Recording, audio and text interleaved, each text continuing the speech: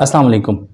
Last video में मैंने discuss किया था कि एब्डोमेन पेल्विस स्कैन क्या होते हैं और उनमें हम क्या क्या देख सकते हैं। आज मैं डिस्कस करूंगा कि एब्डोमेन पेल्विस स्कैन अगर कोई पेशेंट है तो वो किस कंडीशन में करवाए और क्यों करवाए। भाई एक पेशेंट को डॉक्टर ने लिख के दे दिया एब्डोमेन पेल्विस स्कैन, अब क्या उसको करवाना चाहिए या नहीं करवाना चाहिए। देखिए, अगर आपका डॉक्टर समझदार है और अच्छा डॉक्टर है, आपका मुखलिस है, तो फिर तो अगर वो आपको कुछ भी लिख कर देता है आपको करवाना चाहिए।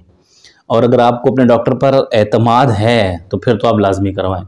लेकिन बहुत दफ़ा ऐसा होता है कि आप किसी नए डॉक्टर को दिखा रहे होते हैं या जो है डॉक्टर भी वैसे ही आपको लिख कर दे देते हैं, तो उस सूरत में आपको ख़ुद पता होना चाहिए कि क्या मुझे एब्डोमेन पेल्विस स्कैन करवाने की ज़रूरत है या नहीं। कुछ बातें जो इम्पोर्टेंट हैं मैं आपके साथ यहाँ डिस्कस करना चाहूँगा। देखें, कहीं पर भी एब्डोमेन में आपको दर्द होता हो, ठीक है, किसी किस्म का भी आपको साथ बुखार होता हो या आपको यूरिन की कोई प्रॉब्लम हो, तो फिर तो आप एब्डोमेन का अल्ट्रासाउंड लाजमी करवाएं। ठीक है, जो गैस वेस होती है ना वो अल्ट्रासाउंड में नज़र नहीं आती कि जी वो मैदे में गैस हो रही है तो जाके देख लो, ठीक है, वो मैदे का मसला है तो देख लो, ऐसा अल्ट्रासाउंड में कुछ नज़र नहीं आता।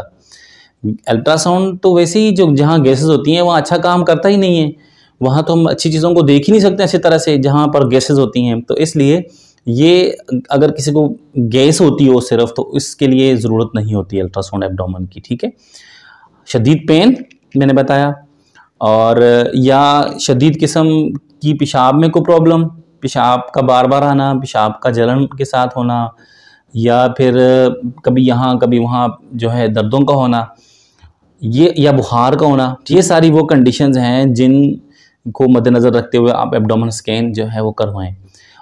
हाँ, एक बात जो है वो ये आपने ज़हन में रखनी है कि कोई डायबिटिक पेशेंट है, कोई हाइपरटेंसिव पेशेंट है, कोई हार्ट पेशेंट है, या किसी को कोई और क्रोनिक कंडीशन है, कोई क्रोनिक डिजीज़ है, तो ऐसी कंडीशंस में आपको अल्ट्रासाउंड एब्डोमेन स्कैन कम अज़ कम 6 महीने में एक मरतबा ज़रूर करवाना चाहिए। क्योंकि डायबिटीज़ के अंदर क्या होता है कि किडनीज़ ख़राब होना शुरू हो जाते हैं, ठीक है, और हाइपरटेंशन के अंदर भी जो है ना किडनीज़ ख़राब होने के चांसेस होते हैं। तो ऐसी कंडीशंस में आप अल्ट्रासाउंड एब्डोमेन ज़रूर करवाएं। और इसके साथ अगर किसी मरीज़ को हेपेटाइटिस है, चाहे बी है, चाहे सी है, अल्कोहलिक है, कोई भी हेपेटाइटिस है, या कोई शख्स मोटा है, तो उसको भी 6 महीनों में अल्ट्रासाउंड ज़रूर करवाना चाहिए एक दफ़ा एब्डोमेन का।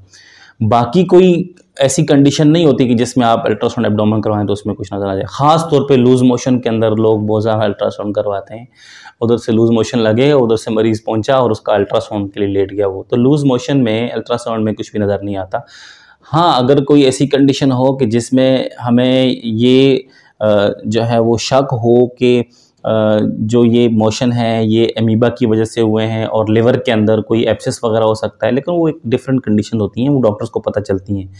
तो लूज़ मोशन या कॉन्स्टिपेशन के अंदर भी जो रूटीन का अल्ट्रासाउंड करने का कोई फ़ायदा नहीं होता। और पेल्विस का जो स्कैन है, पेल्विस स्कैन में अगर आप फीमेल हैं और आपको लिकोरिया होता है, आपको मेंसेस बहुत ज़्यादा पेन के साथ आते हैं, आपको मेंसेस लेट आते हैं, आपको मेंसेस जल्दी आते हैं, आपको जो साइकिल है इस दौरान ब्लीडिंग होती है, ठीक है, ये सारी कंडीशंस अगर आपके साथ हैं तो फिर आप अल्ट्रासाउंड पेल्विस ज़रूर करवाएं। ठीक है, और अगर आप मेल हैं, यानी कोई मेल पेशेंट है, तो उसमें उसको बार बार यूरिन का आना, ठीक है, या यूरिन में जो है जलन का होना, इन कंडीशन में आप अल्ट्रासाउंड पेल्विस ज़रूर करवाएं।